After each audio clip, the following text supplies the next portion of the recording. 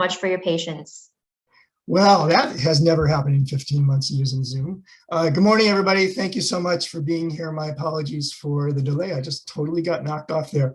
Anyway, Greg Reedman, president of the Chamber. Thanks to Eastern Bank for sponsoring this event.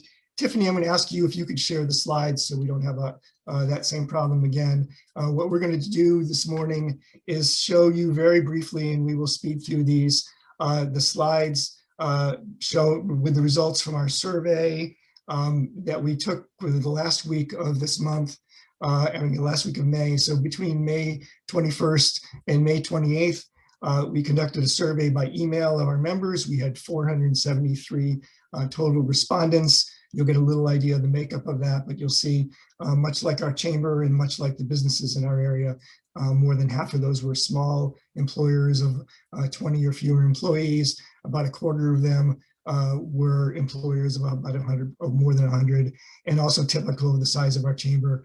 About 3/4 of them were for-profits, and about a quarter of them were nonprofit members. Next slide, please, Tiffany.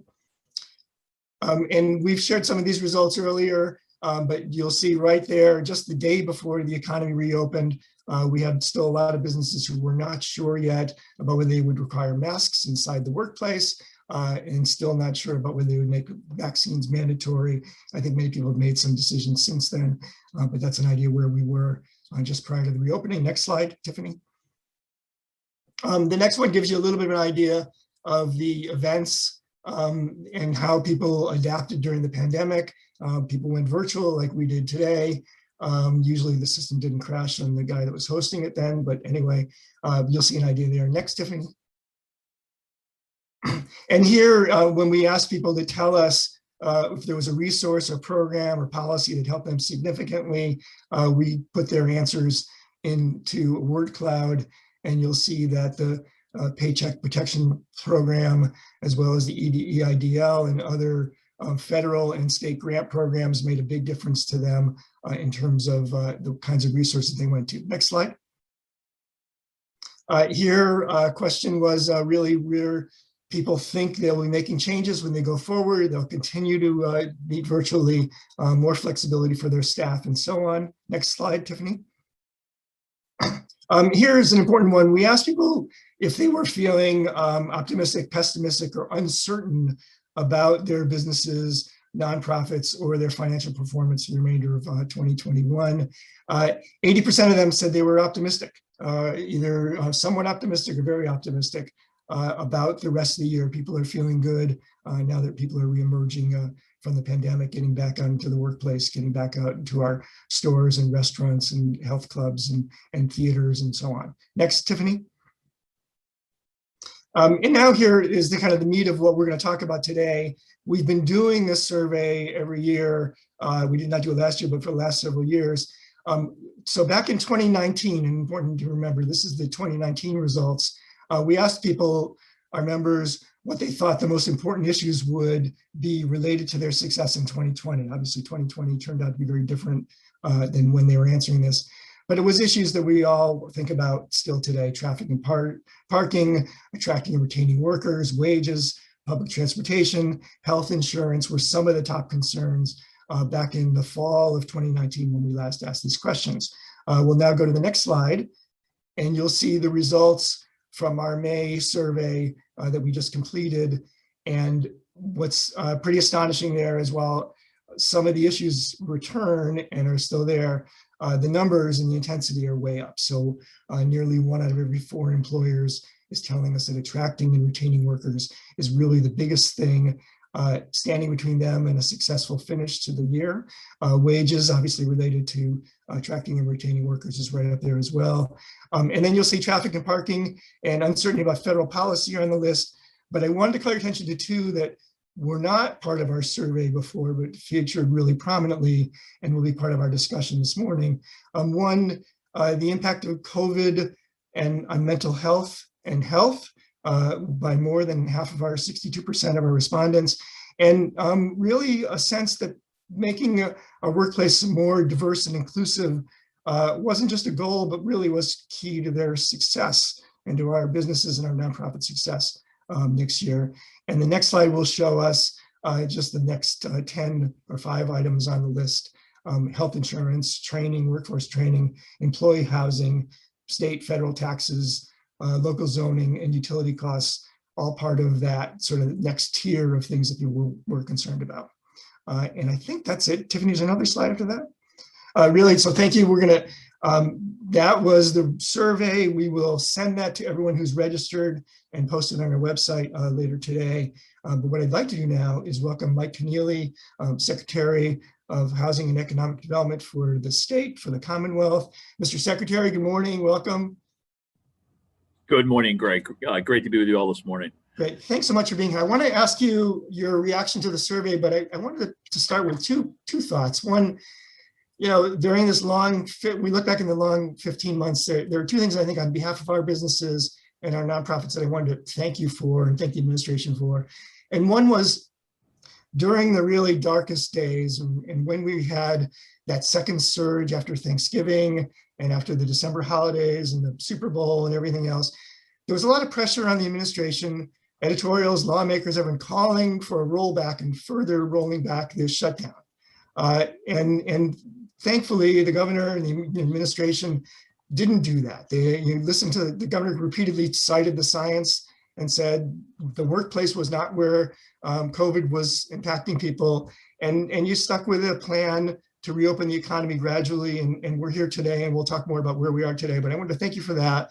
And the other thing that we heard loud and clear from so many members was how important the state grants were, that the program that you ran through mass capital growth. So thank you for both of those. I'd love to just get your thoughts about the looking back first and that, what it was like during those 15 months, what your job was like, what those kind of decisions were, and then we'll talk about the survey a little bit. Yeah, Greg, thanks so much. And I want to thank you as well for a couple of things. One is being a frequent participant on our weekly, now bi-weekly calls with all the business groups around the state. We started doing that in March of 2020. And it's been enormously helpful for us to hear what's going on the ground in our various communities. And the Chamber has been a great partner in that regard. I also want to thank you for your steadfast advocacy for housing choice, which passed as part of the economic development bill that the legislature passed and the governor signed in January of this year. You and the Chamber were just incredible advocates on that one. It's the most important zoning reform in about 50 years. It's going to help us make a big dent in what we've been calling now for many years the housing crisis in Massachusetts. So big thanks on that. On your points, at every step of the way, we tried to make what we felt was the right decision from both a public health and an economic standpoint. And it was incredibly difficult work and incredibly consequential decisions, and literally a set of work and decisions that had never been done before, by definition, trying to figure out what should be opened according to what protocols and what should remain closed. I do appreciate your comments on all the pressure we had. For example, there were a number of people continually calling for the shutdown of indoor dining. And the science just suggested we didn't have to do that. The capacity limits we put in place actually seemed to be the right balance. And so it was, we were always trying to look at the data. We said that any number of times over these last 15 months and make the right decision based on the data.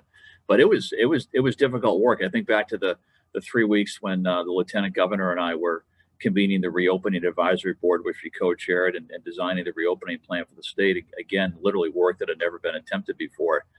We got a lot of input from about 75 different business groups, labor groups, community groups. I think we held 50 hours of Zoom calls over 3 weeks, and we came up with a strategy to reopen the state. And we always said, it had to rely on public health metrics. We had to determine what those metrics were and what the levels were they had to be at for us to start to reopen and start to move on to future phases.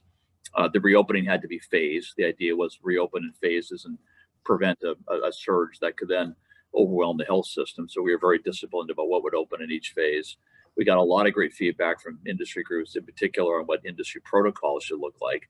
And when things did start to reopen, what the workplace would look like to protect worker safety and customer safety. There's a lot that went into that. And I will say, probably the best test for the reopening plan is that it remained the plan throughout the year that we had it.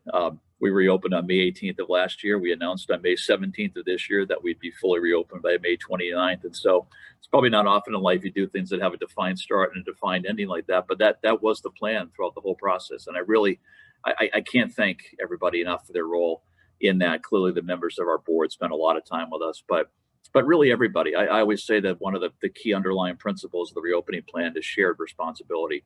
The idea that we all have a role to play in the citizens, business groups, government, the healthcare system, and everybody played their role exceptionally well.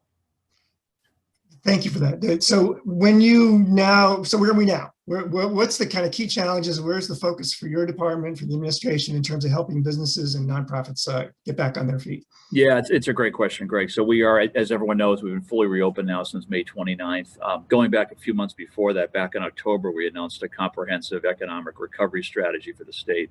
And it really outlined a few areas of focus that remain the focus today.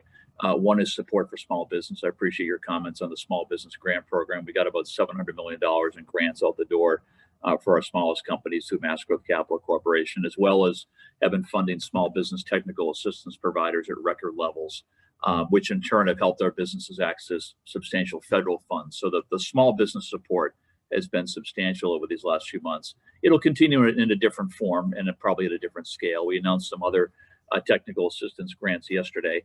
And announced that we're going to launch a program to help our small businesses broaden their digital capabilities and help our Main Street businesses compete more online. So there'll be other forms of small business assistance coming down the pike. Another area is workforce, and we in the recovery plan we call this simply get people back to work. We got to find ways to get people into more promising pathways in the economy. We've got a lot of probably a few 100,000 people now that remain unemployed. They come from sectors that experienced incredibly high levels of dislocation during the pandemic. And so we are putting to work a whole set of programs now, basically trying to create better alignment between our educational providers and the needs of industry, and working with large employers to help develop those pathways for folks that need a job. And so that workforce effort will continue at scale. Investing in our communities has always been a hallmark of our work here. At HED, we run a number of capital grant programs and other things that are meant to help our cities and towns realize their development aspirations. We've been very active with a program called Shared Streets and Spaces. I know both Needham and Newton have capitalized on that program, helping to use state dollars to build up more outdoor capacity for dining and commerce, but investing money in our communities through new and existing capital programs, and supporting things like community foundations, which have done incredible work during the pandemic. And then, of course, housing. I mentioned we've been using this term housing crisis for a long time, long before we ever heard of COVID-19. We simply have to develop a lot more housing. Thankfully, Housing Choice, I think, will free up the market overall, and we'll continue to invest substantial state capital dollars to create more affordable housing. So those really have been the areas of focus for a long time. I'd add also the innovation economy. There've been a number of areas we've identified where we needed to provide relief to sectors and individuals and communities that have been hardest hit. But as we rolled out the recovery plan, we talked a lot about innovation, because we got to keep playing some offense here. And we are the world's leading life sciences ecosystem. COVID-19 showed the world that. So we got to keep up our strengths in life sciences and software and advanced manufacturing, as well as develop strategies around some of the newer areas like financial technology, quantum computing, blockchain, and other areas. So those are really the big focus: small business, communities, housing, innovation, and workforce. And when you looked at our survey and the results and what our businesses were telling you, did you see anything that surprised you? I wouldn't say anything was terribly surprising. I think it is the biggest takeaway for me was the level of optimism. Right. It's wonderful to see. It's been incredibly challenging, 15, 16 months for all of us. And I think, people are starting to feel more optimistic now. The economy's open. The weather's good. We remain a state that's strong economically in so many respects. It clearly sort of implicit in the survey is individual employers are going to feel the way through this and figure out what works for them in terms of workplace protocols and the cadence of in-person meetings versus online. I think we're all trying to feel our way through that one. We've been doing a study on the so-called future of work, which will get wrapped up in the next couple of weeks, and we're trying to ascertain what's going to happen around the state in that regard. But no, I think we're in a moment in time now where people are trying to figure out what's going to work for them in their individual workplace, and B, I think are generally feeling quite a bit more optimistic, and that's good to see. Right, and I think you're right there. Although the thing we're hearing from employees is they feel very optimistic if they can just fill their jobs. Well, that remains a concern. Absolutely, I think I noticed in the last couple of weeks it was reported that we have a record level of job openings nationally, and we also have a number of people that remain unemployed. So we got to get the workforce back for sure. Absolutely. Mr. Secretary, thank you so much for your time this morning. We greatly appreciate it. What I want to do now is bring in the rest of the panel. And Mr. Secretary, I know you have to go at some point, so you're welcome to stay as long as you can. And thank you. Thanks very much.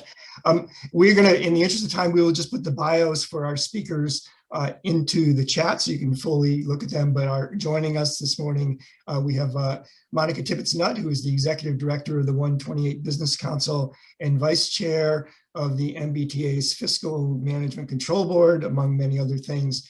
We have Michael Bobbitt, who is the Executive Director of the Mass Cultural Council, which is the state arts agency and someone we all know well from his time at the New Rep Theater, and Dr. Nick Covino, who is president of the William James College and a practicing psychologist. Good morning, everybody. Monica, I'd love to start with you. A question, when I think back to 2019 and our survey in 2019, everyone was worried about traffic and transportation and mass transit. And as I recall well, we had the Senate president and then the Speaker of the House say that they were ready, signal they were ready to raise significant revenue to help aid transportation. Those plans, like so many other things, got pushed off when the pandemic broke out. Here we are 15 months later with traffic, with all those same kinds of, or many of the similar kinds of concerns that people had 2 years ago. Did we just squander a year and a half of addressing our transportation needs? Yeah, I mean, I think it's difficult. I think you're right. The legislature, our elected officials have been talking about this for quite some time. I mean, the financial struggles of the MBTA and state transportation are nothing new. I think we had a real opportunity with the transportation bond bill. I think the legislature put forward some really interesting ideas, especially around TNC fees, means tested fares, and just trying to be a little bit more progressive in how we're getting our revenue. Unfortunately, Governor Baker had vetoed that portion of it. So I think we are in a very similar situation. I do think that we had a lot of opportunity to think a little bit outside the box, at least for the Commonwealth. We missed that time. And I think now the concern isn't just transportation congestion going back to what it was, it will be worse. And so I think, for a lot of our companies and a lot of our members along these different corridors, whether it's 128, 495, 93, we are hitting a real critical point here. And I think the legislature, the governor is going to have to get more creative in how we're sourcing revenues and also putting in revenues that are consistent, that aren't changing from year to year. Because I think that's the other thing that a lot of people don't think about. It's very hard to do long range planning. It's very hard to work with organizations like the chamber, different communities, when we don't know what money is going to be available at any given time. So I do think that we had a lot of missed opportunities. I'm hoping as we are going into the rest of this year, and especially into 2022, that we are going to reignite that conversation because we're going to need more services. And while transportation, traffic and things are coming back, it's different too, right? The patterns are different. We don't quite know how it's going to develop. And give us a sense of what that means. I think the times of day have shifted a lot. I think basically before we're kind of in that 6 to 9:30, 6 to 10. Now we're seeing people come in later and we're seeing people leave later. We're also seeing people who are driving in single occupancy vehicles who were using alternative forms, whether that was carpooling, van pooling, or public transit. So we're putting more cars on the road. And I think especially those with childcare issues, and hopefully a lot of the schools are going to be coming back in the fall, but people are also having issues with that. And that's before you start to talk about people having to move into different housing than they were before and people having to shift into new jobs. Everything's going to be different. And I think, one of the things that a lot of our companies and our members are saying is they are not planning on coming back 100%. A lot of them are coming back on hybrid schedules, which is going to throw all of the things that we know about commuting, all of the plans that we made around commuting kind of out the window. We're going to have to go back to the drawing board and understand what sort of services and are going to be needed, especially as people come back. And I would say the biggest portion of them in September. Let's bring in Michael Bobbitt, who we're so delighted to welcome back. Michael was the artistic director at the New Rep Theater and someone involved in the chamber for quite some time and involved with us, and now head of the Mass Cultural Council, which is the state art agency. Michael, welcome. We're so nice to see you. Good to see you too. And I want to start, I think that one of the stories that didn't get told nearly enough was what the pandemic meant to our nonprofits, to performing arts group, visual arts group, nonprofits in general, and to the artists. Help us understand where that sector is now as it tries to recover. Sure. I'm quite devastated. First, I did want to say hi to Rep. Steve Owens. It's good to see your name out there. But hit hard, the first to close and the last to open. And if you can imagine, most performing arts organizations are nonprofits. There are some for-profit organizations out there, but because of the statute and because of the IRS and the way nonprofits are structured, and I could go on a soapbox about how I think that the whole nonprofit business model needs to be redesigned and reformed, because I don't think it necessarily works. And the way it was designed, I don't think works. But if you think about it, the nonprofit, the performing arts and cultural sector put in $919 billion into the GDP, which is more than construction and agriculture. And most people don't know that we have put so much more money into the GDP, and yet the money we get back from both federal and state level is a lot less than what I think we deserve based on how much we put in. More people in this state attend arts and culture than all of the sporting events combined. But so we sent out a series of surveys. Mass Cultural Council sent out a series of surveys, and the last one that we got back in March showed that there was over a $588 million loss in the arts and culture sector and 30,000 jobs. The year before, we had 71,000 jobs on the books. And most individual artists who scrambled to put together enough revenue to live on lost a third of their income. So the sector has been devastated. Some people are calling it a cultural depression. It's going to take a lot of work to get it back, beyond the fact that some people were nervous about making contributions this year because they didn't know where the industry was going to go. But now, as we are looking at reopening, there's still a lot of a lack of consumer confidence in going back to consume art in large settings where lots of people will gather. So I think we're going to have another 3 or 4 really tough years before we'll really see recovery. And Nick Covino from William James College, I'm glad to have you here as well. I want to start with, our survey. We had 64% of our respondents said they were really worried about the mental health and the health of their employees. Are they right to be worried?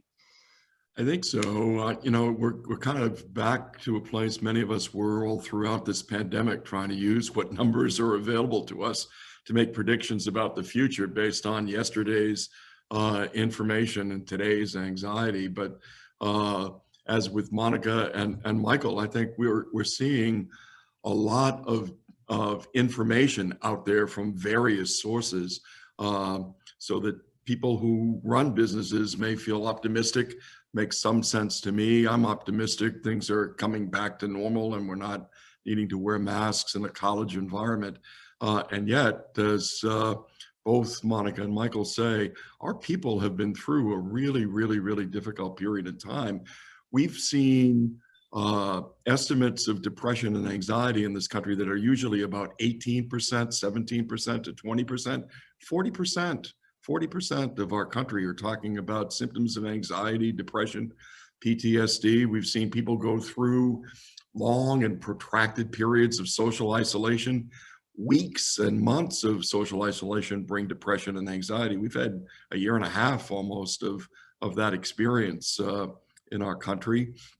We've seen secondary trauma pick the area. We watched a man die on television many times. We've seen lots of examples on the nightly news of mortuaries made out of trucks outside of, and we've had a really difficult time. And so I think the message for us is, even though we can be optimistic, we need to be extremely thoughtful about our employees and ourselves, frankly. People have had a difficult time. What got broken in this country are our relationships with each other. We're very disconnected.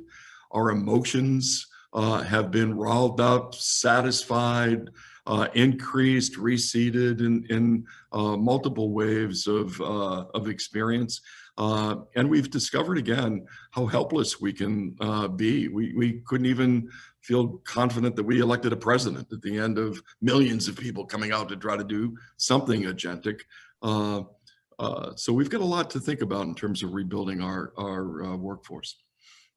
Yeah, so Monica and/or Michael, you have workers. Monica, I'd love to hear what you think the toll has been on our public transit workers and your drivers who work for the shuttle, as well as the drivers of the MBTA. Michael, I'd love to hear what you think that toll has been on artists, not the financial toll, but really the sort of emotional toll. Yeah, I mean, I think, transportation, they're essential workers. So for a lot of train operators, bus drivers, they never stop. They had to keep going. And I think for them, a lot of the mental strain was around the unknown. They were, learning the same way as the rest of the industry. How do we keep our riders safe? How do we keep ourselves safe? Do we need to be wearing masks? How often are we cleaning? We had to completely redo the way we operate public transit. It was really, really hard on the frontline workers. And that's before you get into their coworkers were testing positive, their families were getting sick, and they were put in the same stressful situation as a lot of other people, except they still had to go to work every single day. And so then when you think about our riders, we're only back at about 60% of pre-ridership, and that's across all services. And it's because people don't feel safe. I mean, think about when you were on a train prior to all of this. Think about, during rush hour, you have people that are this close to you, have people who are breathing on you. And before, in the summer, that would be uncomfortable. Now, people feel like they might get very sick and they could possibly die. That is a really, really hard thing to break. We are all struggling with agoraphobia and how we integrate ourselves back in. It's such an intense experience to be that close to people. And they just need to understand. I mean, the CDC has come out with so many different recommendations, so many different times. It's created a lot of confusion. So I think for us, it's communicating to our riders, this is why it's safe. This is how we will take care of you. This is what you can plan on experiencing. And that's the kind of stuff that we're going to have to do. But I think even with all of that education, you're not going to see even 75 or 80% of people returning to public transit. And that's nationally by even the end of this year, because we're having to fight all of that psychological trauma and try and get people back in just very tight spaces, even as people just maybe don't want to get a vaccine. People don't really understand the vaccine, all of this different stuff. And that is just continuing to beat down the people who also work on the front line of transportation, because they have to deal with all of these impacts face to face, as opposed to some of the other industries where you have a little bit of distance. So funny to hear Monica talk about people being so close to you. I watched my niece and nephew on Zoom blow out a birthday candles on a cake, and I was like, ew, that's gross. When are we going to stop that tradition of breathing on, literally blowing on people's food? The artists, these poor artists, and I worked as a gig artist for many years, and I remember having to pull together 100 different gigs just to make enough money to live on. So many of them have left the industry for good. They moved back home with their parents. It's a variety of things. But I just want to speak a little bit about what we can all do to really sort of take this time to reset and really center the people that are doing the work in our organizations when we're making decisions about what return to work looks like. One, in the nonprofit world, we've got to think about correcting salaries and make sure they are livable wages and that people can actually work for a nonprofit and afford a house and childcare and a family. We have to do that. We have to think about things like healthcare. I know that in this country, most healthcare is tied to employment, but in nonprofits, because they're strapped, many of them don't offer a decent healthcare package or dental or vision. Maybe we need to think about health savings accounts or even things like gym memberships. But as you're looking at returning to work, here's a chance to practice inclusivity. Work with the staff to figure out what they need when you're returning to work.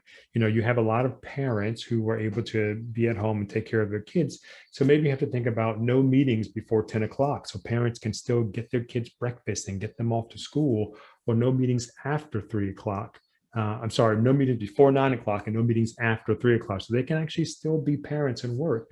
We have seen so much research that says that most of the day you're getting about 5.5 to 6 hours of actual work done. So you can have some flexibility in what you're asking of your staff. And then maybe, for the last 5 years that I ran nonprofits, we gave our staff unlimited vacation, and it was beautiful. They really got to have a good work-life balance. So let's consider that. Let's consider a liberal teleworking policy. We have learned that it works. But all those things are the kinds of things I think you should talk with your staff about before you say, everyone has to come back to work 9 to 5, such and such, because that's going to add to the stress of actually being in a space around people with this virus. And we still don't know what may progress with the virus. So you can limit stress by really being inclusive with your staff, and now you're coming up with those policies and procedures. It's time to reset from all those rules we made in the 1920s when we were building automobiles, these 9 to 5s, 5 days a week kind of thing. That needs to go away. The world has changed a lot, and we haven't really progressed with the changing of the world. So I'll add a thing or two. Thank you for that, both of you. I think we need to remember that what got broken for us in the last year were the relationships that we have with each other. And if we're gonna rebuild better in some way, we have to repair those relationships. And so we need to think about listening to people's COVID story. Everybody's got one. We don't want to rush people back into anything. Everybody, like Monica said, is phobic. That's exactly the right word. And phobias don't respond to talking therapies. They respond to very gradual exposures in spaces that they can come to feel safe in again.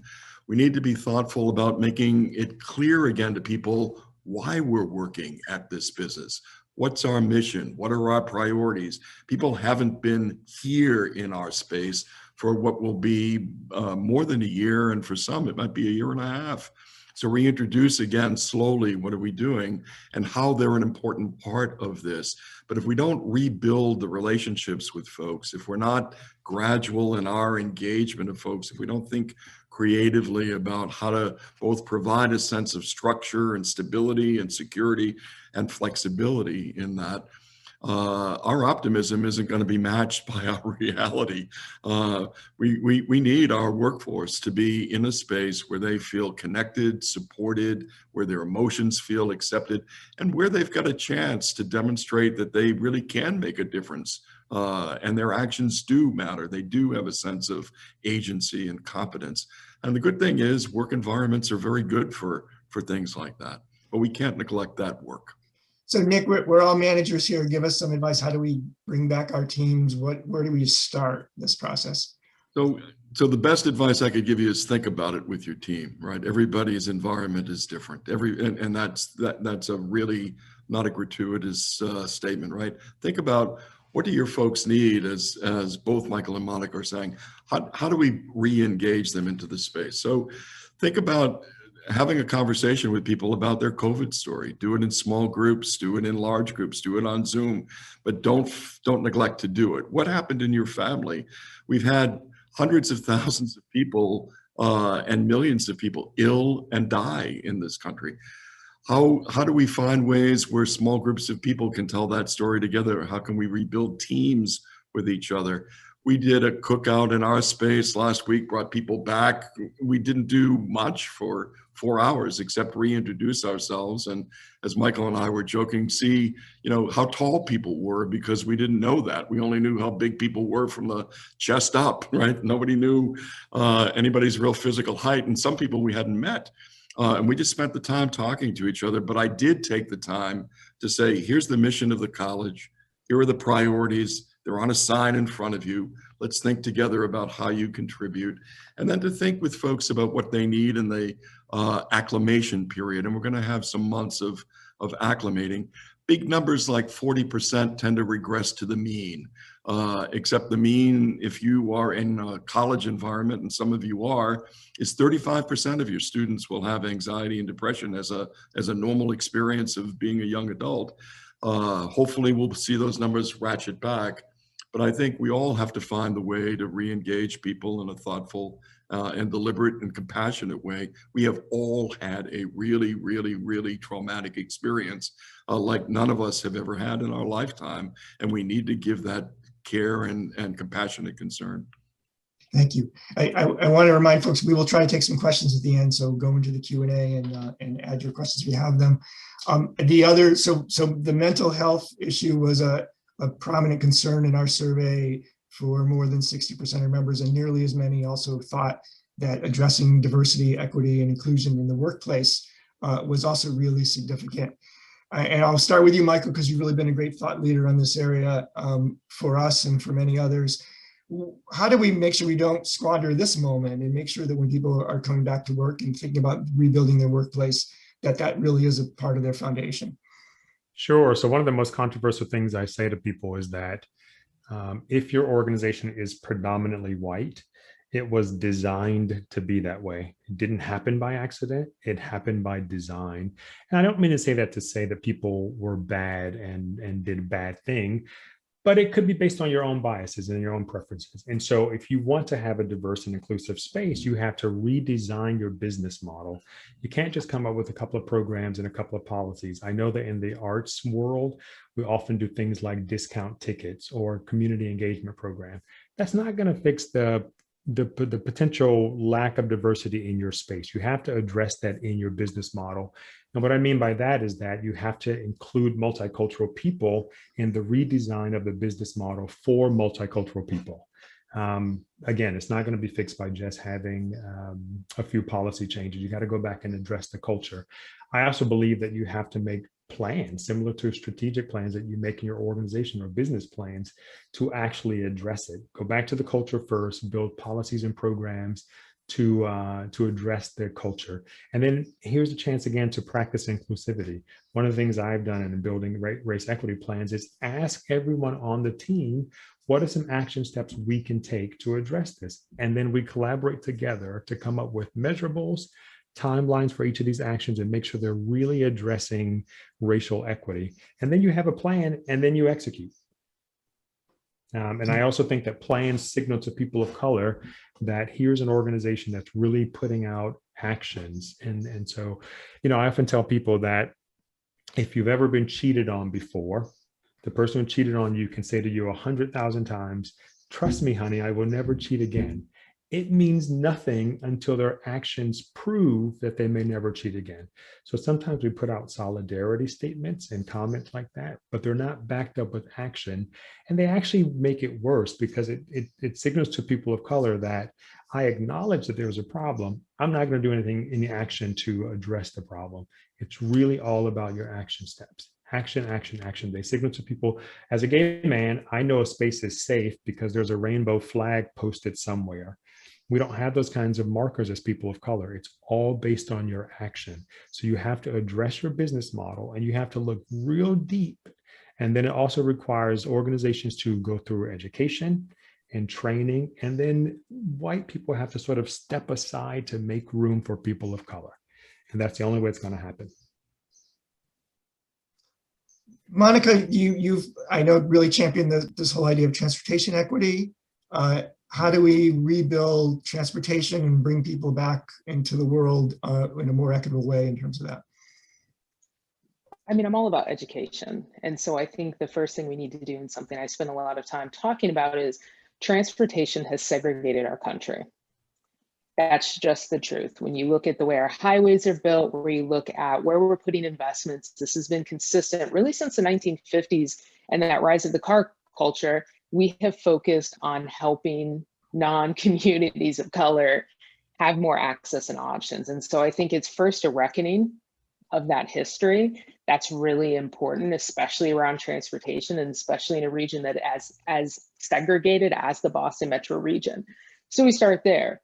And then it's really understanding how our projects are impacting communities and what sort of safeguards do we put in that, and having conversations not just about affordable housing, but about the full spectrum of housing. When we talk about, you know, traditionally we're like transit dependent populations versus choice riders, it's also really thinking about that language and the implication that you're putting on that.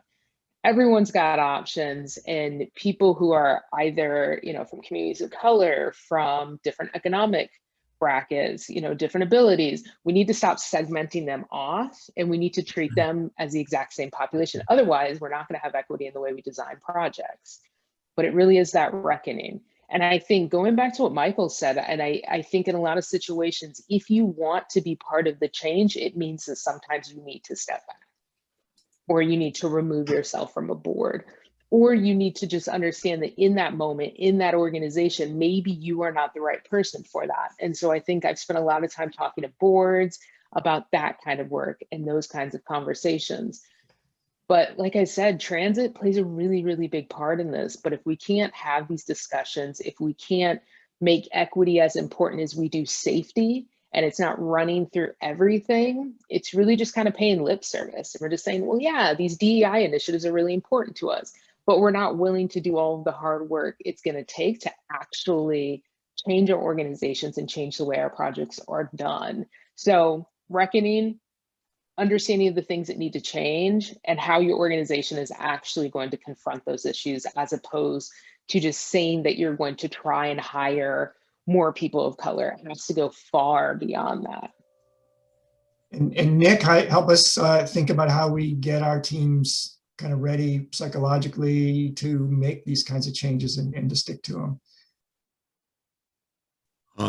Well, there's an easy answer to that. Good, an easy answer is what we want. This is a hard thing. So, this is mental health is, as we've talked, 90% white mental health, 90% white. So if you're someone of color looking for somebody to talk with your kid, to talk about your family, you're mostly going to meet somebody who's a Caucasian female in mental health. So in our space, we've been thinking about how to intentionally change that. So that involves things like policies, procedures, programs, scholarships, promoting the noble ideal. I think the lesson that I've learned from probably the last 10 or 12 years of doing this is we really have to keep talking with each other about what it is that we're doing. We need to do it respectfully. We need to do it intentionally. We need to understand the critical importance of it. We need to do it patiently. If this stuff was easy, we'd have done this already. It's really challenging. It's really difficult. It needs a special kind of commitment to it, that you wake up every day and you say, this stuff is important. And how do I get better at it on all sides, with everybody engaged in the discussion? So I think there's no formula for this, except it takes commitment, it takes compassion, it takes an understanding that this is really, really, really important on multiple levels. It's important for your business, it's important for humanity, it's important for yourself, and we need to make that commitment to each other and do it in a way that says, you know what, I'm going to walk with you while we do this, everybody, and try to be understanding as we do. And Michael, can you talk about the economic benefits of doing the right thing here now? It's everything. I mean, it's a multi-billion-dollar industry right now, racial equity. Again, I go back to the business model that if you're a predominantly white institutions, your business is missing out on the opportunity to sell or support all of these people that may not feel comfortable engaging with your organization. I did a workshop with a car sort of company that manages a whole bunch of dealerships up and down the East Coast, and the C-suite was mostly white guys. And I was like, you all are experts at selling cars to white guys, but you have no idea how to sell cars to other people. And so you're leaving money on the table by not diversifying the leadership in this organization. So again, arts and culture, in the arts and culture field, a lot of the things that make people of color is the arts and culture that they have in their DNA. And so if your organization is only producing one kind of art and culture, you're missing out on tons of people that are there. So that perspective, to me, the perspective that people of color bring to your organization at every single level, if it's a nonprofit, on your board, on your staff, and the people you serve, helps you to expand your bottom line. When I got to New Rep, we had significant debt, and most of the way we got rid of the debt was really expanding our patron base and being much more diverse. We grew in less than in a year. We grew our donations by, I think it was like 46%, and our patrons grew like 43%. And that's because we were intentional about eradicating racism where it existed, unintentional racism, especially, and also being intentional about reaching out and building relationships with people of color in our community. So it's really great for business. And there's so many statistics out there that say that this country is going to be majority minority, even though I hate that term, very, very soon. And so if you are not diversifying your business model, you're going to be out of business really soon in the next 10 or 15 years. Monica, we had a question about essentially about congestion pricing tolling, and which is essentially setting up a system where it costs more to enter the city at maybe certain times of the day, or just in general to encourage more use of mass transit. Is that an idea that we really need to try here in Massachusetts? A lot of other places are doing it. Yeah, I mean, it's been really tough. I think you see it traditionally internationally. I think London was probably one of the first major cities to really embrace it. Transportation for Massachusetts, which is an organization here that really talks about transportation issues at the national level and the local level, had put forth a plan for congestion pricing several years ago, and it was very unpopular. And I have to say, I think that it has been helpful in some cities in controlling mainly people doing the loop around for parking, and it really has opened up more space for those who might be needing to go for medical appointments, might need to get in there for educational, appointments and things like that. Big problem with this is unless you have public transit that is good enough, frequent enough to get people into that city center, it is actually an equity issue, because you are making it more expensive for people to enter into the city. But if they do not have wide-ranging transit options, then you're punishing them and basically blocking out an entire section of people from being able to get educational and employment opportunities within the city center. So it kind of has to go hand in hand. If you're going to price congestion, you have to have enough options for people to enter. If you do not, you're blocking out basically anyone who is not wealthy and anyone that doesn't have the ability to have a salaried job, so that they do have that flexibility. I think that's probably why you haven't seen it in the United States yet versus other international cities that have much more robust transit systems. Thank you. So I have 2 questions left, and then I wanted to give each a chance to maybe add any final thoughts before we wrap up in a few minutes. So the first one is, was there anything in the survey that surprised anyone or they felt was noteworthy to signal out? Okay, so that one's easy. Give you more time to wrap it up. But then let me ask you this. So we're entering this new phase. The state of emergency was dropped on Tuesday.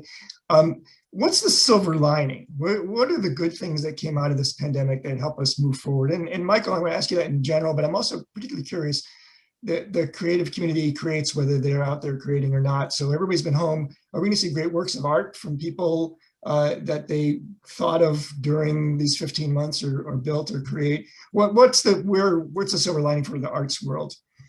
I think one of the biggest things in the performing arts world is the forced usage of digital art. Most of us, the only way you can consume art was going to that space, which meant that some people didn't have access because they lived too far away. And we're seeing some audiences grow their patron base because of the digital media.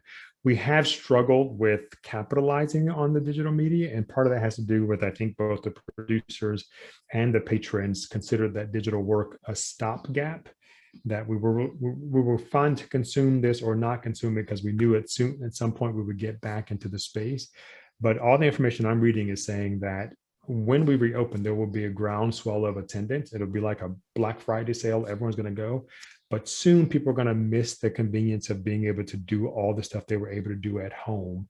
And so if we don't invest in innovation around the digital work, we're going to be losing out on audiences. One of the best things I did was a couple of weeks ago, I sat down on Zoom with a friend. She had a glass of wine in DC, and I was sitting here in Boston, in Cambridge, and we had a great tour of the Louvre Museum in France. I got to get up and close to the Mona Lisa because it was a virtual VR. It was a virtual tour with 3D sound. But the innovation around that I've been to the Louvre a couple of times. I've never gotten that close to the Mona Lisa. And so it was awesome to be able to have that. We're going to see every single organization having a streaming service, probably adding to their staff, someone on the digital side. I think we'll see live streaming of performances. I also think we'll see, one of the things that we don't like to do in the theater is allow people to have cell phones. I think that's probably going to fade away soon. And also, I think, even seeing people sell digital art, I think that the importance of the digital media genre to the zeitgeist of arts and culture, I think, is growing. I think that's one of the best things we'll see. We're also, because of all the things that have happened politically and racially, I think we're seeing arts organizations really own their space as socially conscious. Way back when towns were built, in the center of town was the state hall, the church, and then the performing arts center, and all those conversations mixed and melded together. And I think we're seeing some of that come back. Thank you, Monica. I think, when you think about transportation, we all saw what we didn't think was possible, which was that you didn't need to have bumper to bumper traffic on 128. We experienced what congestion didn't look like. And now we're rethinking it. So what did we learn? What's the benefit of where we are now that maybe we could gain from the pandemic and the shutdown? I think we've proven people don't need to be in the office 5 days a week. And I think we've proven that not only is this better for people's lives, as Michael said, we can spend more time with our kids. We can spend more time being able to go to doctor's appointments and not having to take an entire day off. And I think people understand that the productivity is actually higher. We're seeing people being able to get more done. So I think the thing is, prior to this, a lot of companies didn't really do telecommuting. They do it maybe like 1 day a week, or made it into where you couldn't always plan on it. And it's just like, well, we always need to have in-person meetings. So I think one of the ways we can actually start to combat congestion is really lining up these schedules.